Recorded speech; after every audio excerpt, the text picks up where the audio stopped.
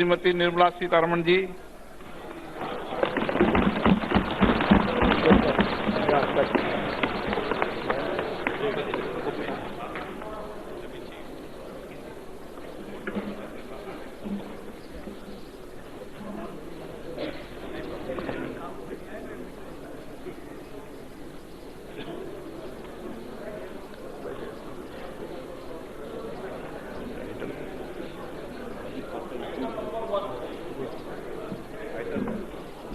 माननीय मंत्री जी, item number 1। हाँ जी, एक मिनट जी।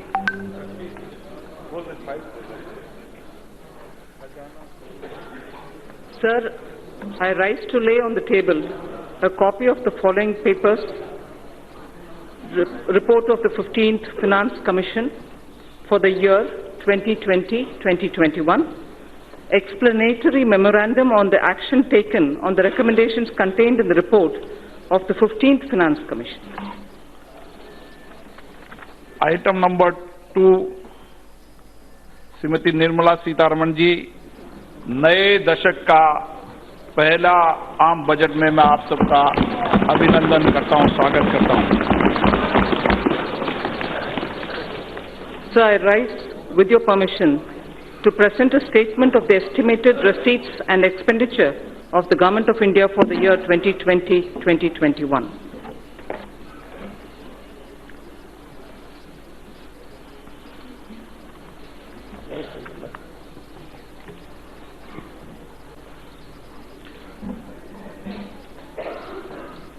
दो हजार 2020-2021 के लिए भारत सरकार के अनुमानित प्राप्तियां और वे विवरण प्रस्तुत करेंगी निर्मला सीतारमण जी।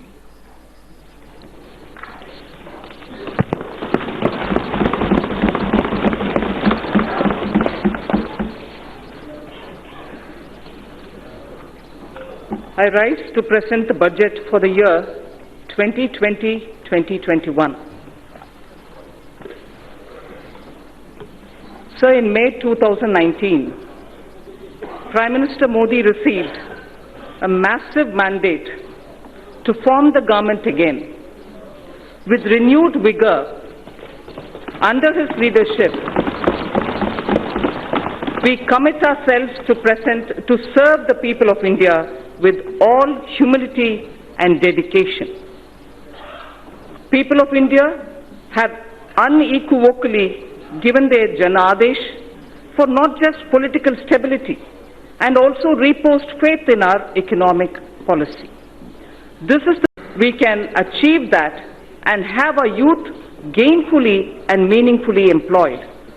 Let our businesses be innovative, healthy, and solvent with use of technology.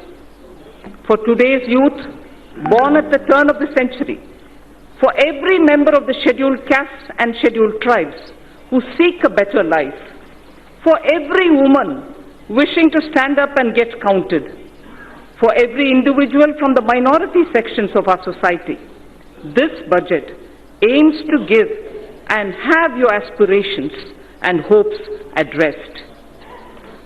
We wish to open up vistas for a vibrant and dynamic economy with a gentle breeze of new technology. This vibrant India shall be a caring society which shall attend to its weak, the old, and the vulnerable among its citizens. During 2014-19, our government brought in a paradigm shift in governance. This shift was characterized by a twin focus: fundamental structural reform and inclusive growth. Fundamentals of the economy are strong, and that has ensured macroeconomic stability. Inflation has been well contained. Banks saw a thorough cleaning up of accumulated loans of the past decade, and then they were recapitalized. Companies were provided an exit through the IBC. Several steps on the formalization of the economy were taken up. Of the structural reforms, the goods and services tax, the GST, has been the most historic in our country.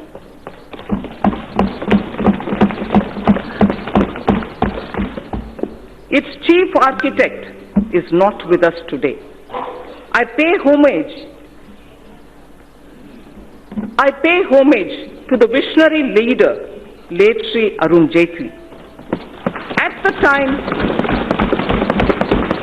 the time of rollout of GST, he had said, and I quote, It will be an India where the center and states will work harmoniously towards the common goal of shared prosperity. The unanimity of the constitutional amendment and the consensus of the GST Council highlights that India can rise above narrow politics for the nation's interest. With the GST, neither the state nor the center loses its sovereignty. In contrast, for the historic structural reform, the goods and services tax has been gradually maturing into a tax that has integrated the country economically. It has consolidated numerous taxes and cesses to one tax and facilitated formalization of the economy. It has resulted in the efficiency gains in logistic and transport sectors. The turnaround time for trucks has witnessed a substantial reduction to the tune of 20% due to abolition of checkposts in the GST. The dreaded Inspector Raj has also vanished. It has also led to a significant benefit to MSME by way of enhanced threshold and composition limit. The effective tax incidence on almost every commodity came down substantially. Through several rate reductions, an annual benefit of 1 lakh crore rupees has been extended to consumers. It amounts to 10% reduction in overall tax incidence. An average household now saves about 4% of its monthly spends on account of reduced GST rates. During this phase of maturing, GST did face certain challenges. This was natural, as transition was daunting.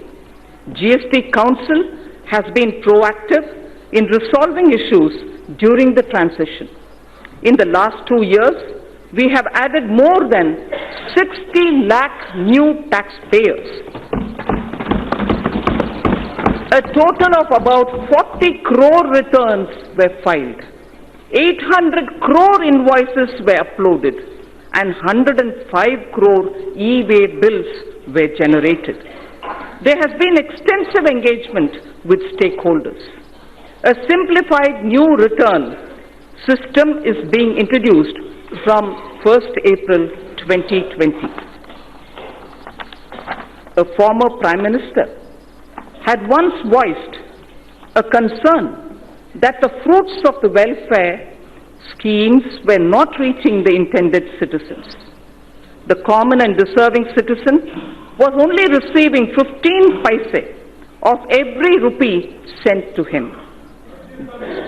Guided by Sabka Saath, Sabka Vikas, Sabka Vishwas, our government and our Prime Minister added manifold speed and scaled up the implementation of schemes and programs that directly benefited the poor embedded in them. 2. Sanitation and water as provision of basic needs and as a measure of preventive health care. 3. Healthcare through Ayushman Bharat. Clean energy through Ujjwala and solar power. 4th. 5th. Financial inclusion, credit support, insurance protection to vulnerable sections and pension scheme. 6th, digital penetration with broadband and UPI. And finally, affordable housing for all through PMAY, the Prime Minister Awas Yojana. The milestones achieved are unprecedented, globally recognized and benchmarked against international indices.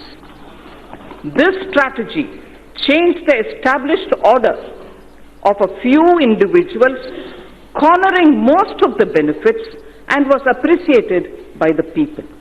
This had immensely positive outcomes. We have moved on from a growth rate of just over 4% in 1950s to 6% in 80s and in the 90s.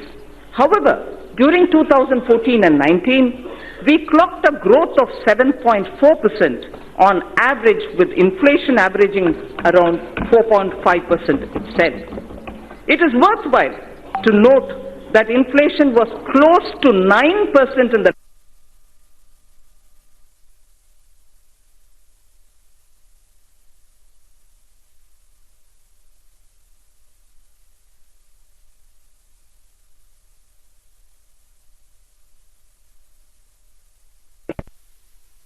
and 16, India was able to raise 271 million people out of poverty, which we all should be proud of. We are now the 5th largest economy of the world. India's foreign direct investment got elevated to the level of 284 billion US dollars during 2014 and 19 from 190 billion US dollars that came in during the years 2009 to 14.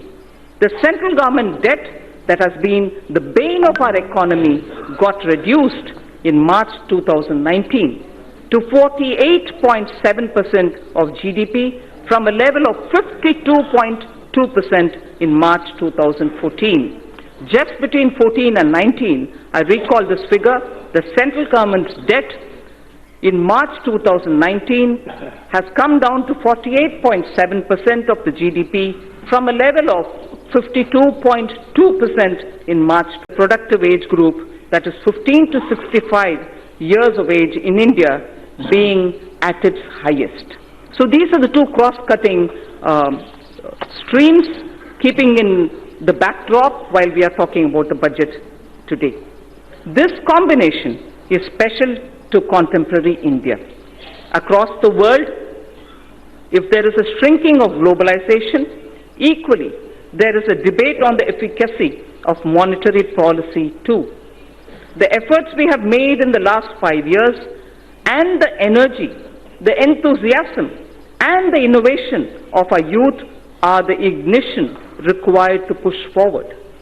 This Indian spirit of entrepreneurship, which weathered several storms over the centuries, inspire and motivate us. We recognize the need to support and further energize this spirit. This budget is woven around 3 prominent themes. One, aspirational India, in which all sections of the society seek better standards of living with access to health, education, and better jobs.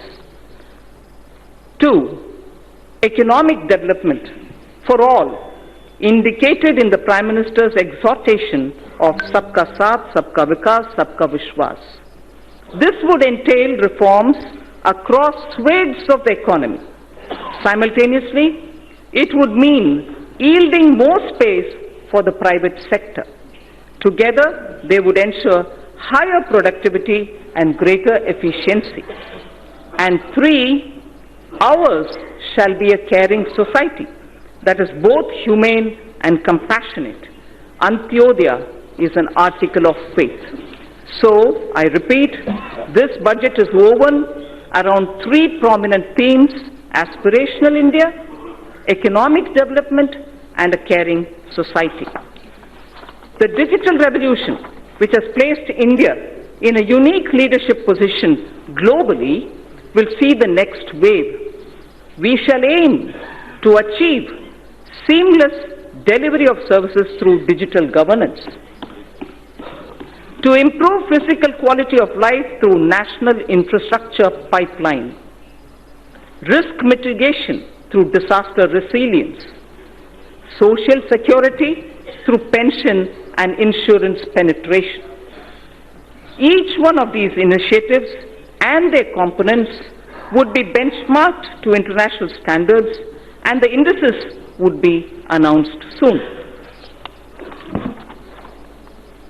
Before I move